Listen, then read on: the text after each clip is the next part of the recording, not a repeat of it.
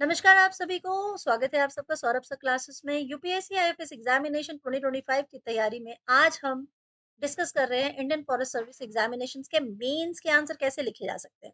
इसमें सबसे सरल मतलब तरीका है, तैयारी है कैसे होगी, कैसे आप किस पैटर्न में आंसर लिख सकते हैं, वो सारी चीजें आज हम इस वीडियो में डिस्कस करेंगे। ये इस वीडियो का सेकंड पार्ट है।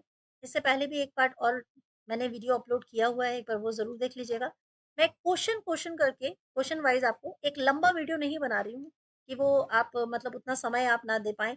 तो इस वजह से एक-एक इंडिविजुअल क्वेश्चन्स हम लोग डिस्कस करेंगे, बट एक-एक क्वेश्चन के साथ भी हम बहुत सारी चीज़ें हैं जो एक साथ समझ जाएँगे। तो चलिए स्टार्ट करते हैं आज का इस वीडियो को।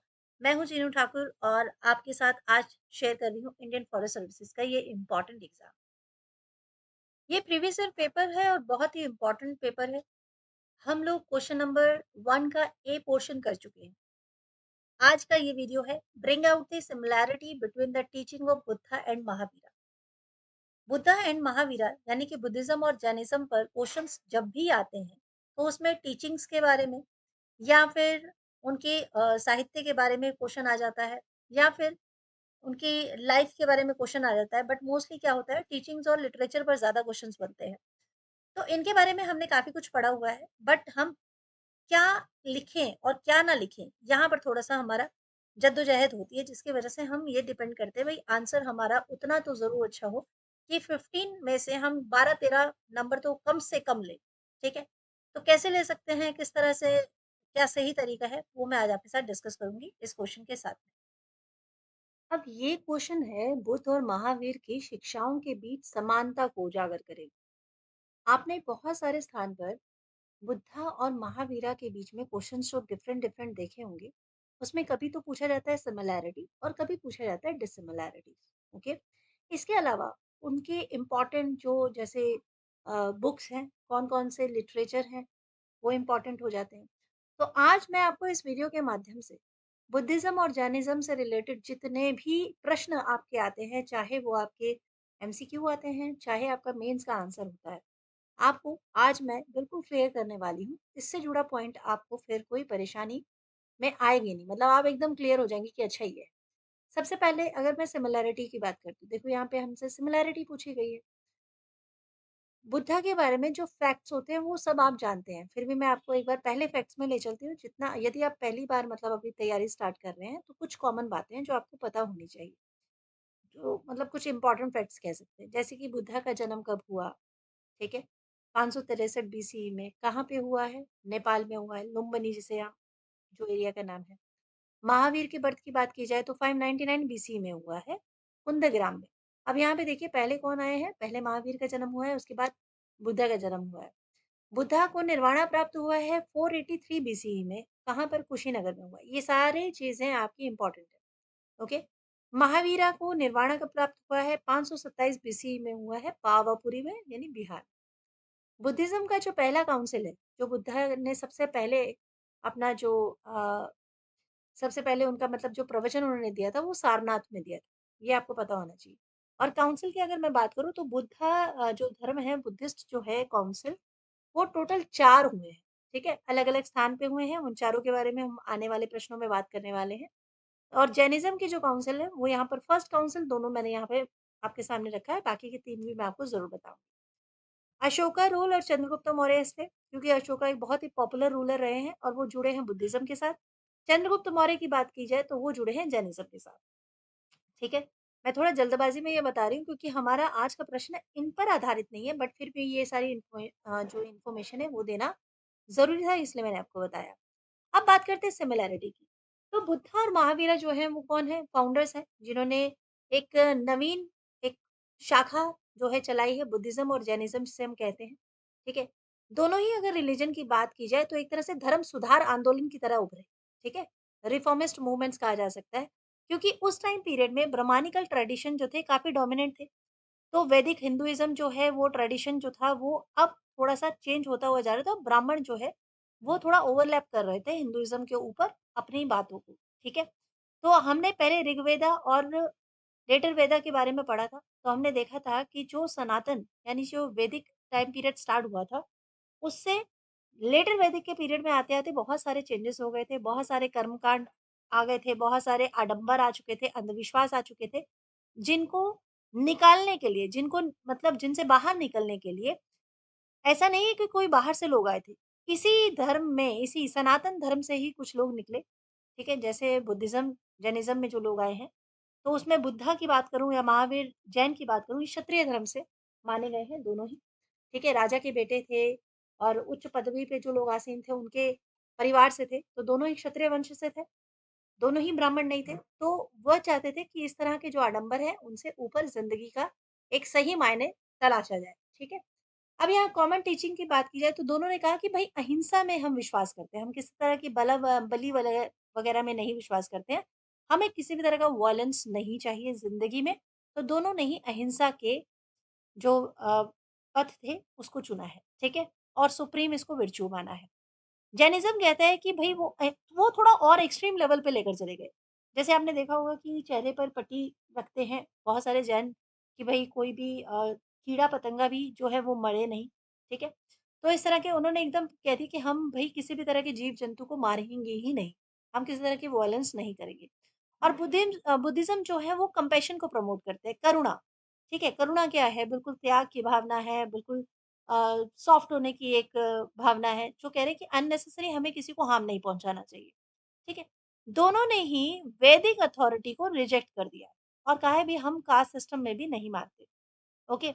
वेदास को उन्होंने एकदम वेदा की जो अथॉरिटी थी उसको नहीं माना। उन्होंने कहा कि कास्ट सिस्टम तो हम बिल्कुल नहीं मानते और इक्वालिटी के ऊपर ज़्यादा उन्होंने समता पर बल दिया है। अब यहाँ पर हम देखेंगे तो हो सकता है किसी-किसी किताब में लिखा हुआ आपको मिल जाए कि जैनिज़्म जो है वो कास्ट सिस्टम में बिलीव करते हैं, बट ऐसा नहीं है। कास्ट सिस्टम में कोई बिलीव नहीं करते थे। कर्मा एंड रीबर्थ की बात की जाए, वेरी इंपॉर्टेंट टॉपिक, बहुत सारे क्वेश्चन इस पे बने हैं। लॉ ऑफ कर्मा की बात की जाए तो दोनों ही जो जैनिज़्म और बुद्धिज़्म है, बिल्कुल वो अ, फ्यूचर लाइफ के लिए कि मतलब आज आप जो भी कर रहे हैं वो आपका फ्यूचर में आपको उसका फल भोगना पड़ता है। तो लॉ ऑफ कर्मा पर विश्वास करते हैं, दोनों ही एक्सेप्ट करते हैं और इन्होंने पुनर्जन्म के ऊपर विश्वास किया है, ठीक है? कि पुनर्जन्म होता है, मोक्ष होता है, लिबरेशन है, निर्वाणा है, ठीक है? दोनों ने ही साइकिल ऑफ बर्थ की बात की है, डेथ की बात की है, बिल्कुल। तो ये सिमिलैरिटीज़ हैं दोनों की। अब बात की जाए मोक्ष की, एकदम ये पर्टिकुलर ये जो अल्टीमेट गोल की बात की है, जैनिज़्म कहते हैं कि जो मोक्ष है उसका मतलब है कंप्लीट डिटैचमेंट। हम ज़िंदगी से जो ये हमारा सांसारिक जो जीवन है उससे बिल्कुल मोह माया त्याग दीजिए। अब एकदम कंप्लीट डिटैचमेंट आप जब पा लेंगे तो आप मोक्ष प्राप्त कर लेंगे।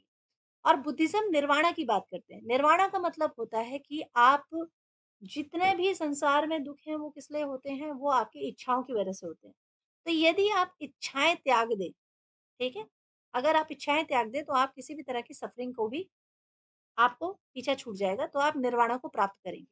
तो दोनों किस पे बल दे रहे हैं? दोनों संन्यास पे बल दे रहे हैं, दोनों रिनंसिएशन पे बल दे रहे हैं और सेल्फ कंट्रोल पर ही पथ पर चलने की बात करते हैं। अगर लिविंग की बात की जाए भई जीवन होना कैसे चाहिए? तो जीवन जो है वो एथिकल होना चाहिए। आप ब्राह्मणिकल यज्ञ या सैक्रिफाइस हो गया, ये रिचुअल हो गया, इन सबको उन्होंने कहा कि रिजेक्ट कर दो। ऐसा कुछ भी नहीं है कि आप पूजा करके अपने कर्मों को अच्छा कर सकते हैं, ऐसा नहीं है। यानी आप किसी का वध करके आए और आपने 100 गाय दान दे दी तो आप अच्छे बन गए, ऐसा नहीं है। उन्होंने ये कहा कि ये सही तरीका नहीं है। आप जो भी कर्म करते हैं, उस कर्म के अनुरूप ही आपके भविष्य में फल मिलेगा। ना कि आपके पूजा-पाठ करने से। पूजा आप करें तभी जब आप किसी के लिए अच्छा कर रहे हों, ठीक है? तो मोरालिटी और एथिकल कंडक्ट की बात हुई है, शील चरित्र, ये शब्द आप ध्यान रखिएगा, शील चरित्र के ऊपर क्वेश्चन बना हुआ है। अब अगर बुद्धा की बात की जाए, उन्होंने ध्यान को प्रमोट किया है, मेडिटेशन को प्रमोट किया है और महावीर जो हैं वो तपस्या। देखिए दोनों एक ही चीज़ कर रहे हैं लेकिन अलग-अलग शब्दों का यूज़ कर रहे हैं। सीवियर असेस्टिज़्म यानी तपस्या के ऊपर बल दे रहे हैं और ध्यान, मेडिटेशन पर बुद्धा बल दे रहे हैं कि आपको अगर ज्ञान चाहिए, अगर आपको एनलाइटमेंट चाहिए, ठीक है? तो आपको क्या करना होगा? आपको मेडिटेट करना होगा। और महावीर कह रहे हैं यदि आपको अपनी आत्मा को प्यूरिफाई करना है, तो आपको क्या करना होगा? आपको तपस्या करनी होगी, ठीक है?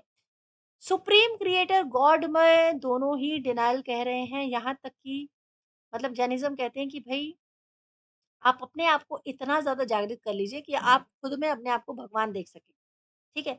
और बुद्धिज़्म यहाँ पर आके कहते हैं कि सेल्फ एनलाइटमेंट की बात कर रहे हैं कि आप अपने आप को अपने उस लेवल पर लेकर आओ कि आपको परम ज्ञान प्राप्त हो जाए, ठीक है? Emphasis on monastic life. Monastic life का मतलब क्या हुआ कि आपको एक ऐसा जीवन जीना है जिसमें आप कोई एक्स्ट्रा रॉयल वाला लाइफ ना हो, अपना सिंपल साधारण जीवन जिसे कहते हैं, साधुत्व जीवन जिसे कहते हैं, मोनास्टिक लाइफ, ठीक है। So both established organised monastic orders, Buddhist sangha होना में आना, जैन दिगंबर बनना, श्वेतांबर ऑर्डर फॉलो करना। तो इन्होंने एनकरेज किया कि लाइफ को कैसे आपने बिताना है, रिनंसिएशन कैसे होगा, डिटैचमेंट आपको करनी है मटेरियलिज्म से, यानी सांसारिक मोह माया सब छोड़कर आपको मोनास्टिक एक शुद्ध लाइफ की ओर बढ़ना है, ठीक है। इन्होंने लैंग्वेज की अगर मैं बात करूँ तो देखो ध्यान दीजिएगा कि जब आप बात कर रहे हैं 6th सेंचुरी की, जिस समय बुद्धिज्म और जैनिज्म पनप रहा है, उस समय जो आम भाषा थी, आम जनता की भाषा थी, वो थी पाली, ठीक है, पाली, और थी प्राकृत। कुछ इलाकों में पाली बोली जाती थी, कुछ इलाकों में प्राकृत बोली जाती थी, ठीक है। तो जो पाली लैंग्वेज है, वो क्या है? वो दोनों ने अलग-अलग लैंग्वेज, बुद्धा ने कहा मैं पाली, बुद्धा जो थे वो पाली ज़्यादा यूज़ कर रहे हैं, ठीक है? और महावीर जो हैं वो अर्ध-मगधी या फिर प्राकृत, इसे अर्ध-मगधी भी कहते हैं, अर्ध-मगधी या फिर प्राकृत लैंग्वेज कहते हैं। ये महावीर जो है वो महावीर स्वामी जो है वो ये भाषा यूज़ करते हैं, ठीक है? मैं एक बार के लिए यहाँ पे लिख देती हूँ, रुकिए, ये देखिए, दोबारा से बता देती हूँ यहाँ पर कि जो बुद्धा हैं, ठीक है? बुद्धा जो हैं वो पाली में प्रीच कर रहे हैं, यानी पाली में, पाली भाषा में सिखा रहे हैं। पाली जो है वो पहले भाषा काफ़ी यूज़ की जाती थी, 6th सेंचुरी के आसपास आम जनता की भाषा थी। प्राकृत भाषा थी, अर्ध अवधि जिसे कहते हैं, ठीक है? महावीर इसमें टीचिंग देते थे, और संस्कृत की बात की जाए तो ये ऑल इन ऑल ब्राह्मण जो हमारे थे, वो संस्कृत का प्रयोग करते थे, ठीक है? जितने भी वैदिक आपको वेद मिलते हैं, चारों वेद जो मिलते हैं वो संस्कृत में ही मिलते हैं। अब सिमिलैरिटी यहाँ पर आते हैं, नेक्स्ट पॉइंट जो बहुत इंपॉर्टेंट है। बुद्धिज्म कहते हैं कि एट फोल्ड पाथ होना चाहिए। यहाँ प्रिंसिपल की बात हम करने वाले हैं कि फाइनल उन लोगों ने क्या नियम कानून बनाए। जैनिज्म ने कहा 5 ग्रेट गोज होने चाहिए, जिसे पंच महावर्त कहते हैं, और बुद्धिज्म ने कहा अष्टांगिक मार्ग यानी एट फोल्ड पाथ होने चाहिए। यानी right view, right speech, right action, right livelihood, right effort, eightfold path है। इसमें 8 है टोटल। यहाँ पे मैंने शायद सारे नहीं दिए हैं क्या? अच्छा, सारे नहीं दिए। मैं आपको बता रही हूँ यहाँ पे 8 फोल्ड पाथ है। आप वो ज़रूर चेक कर लीजिएगा। राइट व्यू, राइट स्पीच यानी कि सम्यक दृष्टि, सम्यक वॉक, सम्यक वाक होना चाहिए, बोलते समय सही शब्द का इस्तेमाल करें। सम्यक कर्मंत, और सम्यक आपका आजीविका, सम्यक आपका व्यायाम, हाँ, व्यायाम, ठीक है? जैनिज़्म कहते हैं 5 वोज़, 5 नियम, 5 नियम होने चाहिए। एक तो आप अहिंसा कीजिए, सत्य बोलिए, अस्त्या मत कीजिए, अस्त्या, ये बहुत बार ये शब्द आया हुआ है, नॉन स्टीलिंग कहते हैं इसे, चोरी नहीं करनी चाहिए। सेलिबेसी यानी ब्रह्मचर्य का पालन करने के लिए यहाँ पर कहा जाता है, थोड़ा कठिन है जैनिज़्म। नॉन पोज़िशन यानी अपरिग्रह, ठीक है? आप इम्पोर्टेंट लिटरेचर भी देख लीजिए, जो इम्पोर्टेंट बुक्स के बारे में अगर आपको सामने आ जाता है कभी, तो आपको बिल्कुल वो याद होने चाहिए। बुद्धिज़्म जो है वो त्रिपिटिका यानी 3 बास्केट लिटरेचर इसमें मेंशन है। 3 इम्पोर्टेंट अलग-अलग विभाग हैं बुद्धिज़्म के अंदर। एक है सुत्त पिटक, जहाँ पर बुद्धा द्वारा दी गई टीचिंग जितनी भी है उनके बारे में मेंशन किया है। दूसरा है विनय पिटक, जहाँ पर मॉन्क्स जो हैं उन्हें कैसे रहना चाहिए, नन्स को कैसे रहना चाहिए, ये जो नियम है, कानून है, वो विनय पिटक में लिखे गए हैं। और तीसरा है अभिधम पिटक, जिसका मतलब है फिलॉसॉफिकल डिस्कोर्स, ठीक है? जितनी भी फिलॉसॉफिकल बातें हैं वो सारी अभिधम पिटक में लिखी गई हैं। जैनिज़्म जो है वो अगम लिखते हैं। अगम यानी पवित्र टेक्स्ट जो है, जिसमें पूर्व और अंग टेक्स्ट हैं। तत्वर सूत्र है, जिसमें जैनिज़्म की फिलॉसफी है। कल्प सूत्र है, बहुत इंपॉर्टेंट, जिसमें महावीर की लाइफ की सारी बातें हैं। इसके अलावा आप बुद्धिज़्म से रिलेटेड बहुत सारी स्टोरी सुनते हैं, जैसे जातक कथाएँ हैं, ठीक है? जातक कथाएँ जो हैं वो कौन है? जातक कथाएँ महावीर बुद्धा के जो पिछले जन्म थे, उन सब की कहानियाँ आपको इस प्रश्न में मिलेंगी। तो आई होप अब आपको समझ में आ गया होगा कि आप बुद्धिज़्म से जुड़े या जैनिज़्म से जुड़े जब भी कोई प्रश्न आएगा, तो आप आसानी से उत्तर दे पाएँगे। चाहे वो सिमिलैरिटी पूछी जाए, चाहे वो डिफरेंशिएट पूछा जाए, आई थिंक अब आप आराम से आंसर को लिख सकते हैं। आई होप आपको ये आंसर समझ में आया होगा, पसंद आया होगा। यदि वीडियो पसंद आए तो लाइक ज़रूर कीजिएगा, शेयर कीजिएगा, सब्सक्राइब कीजिएगा, और मुझे कमेंट करके ज़रूर बताइएगा। यदि आप इस परीक्षा की तैयारी कर रहे हैं, तो हम आपके साथ आपकी तैयारी को और मज़बूत करेंगे, ज़्यादा से ज़्यादा एमसीक्यू और बहुत ही आसान लेकिन इम्पोर्टेंट क्वेश्चंस आपके साथ डिस्कस करेंगे।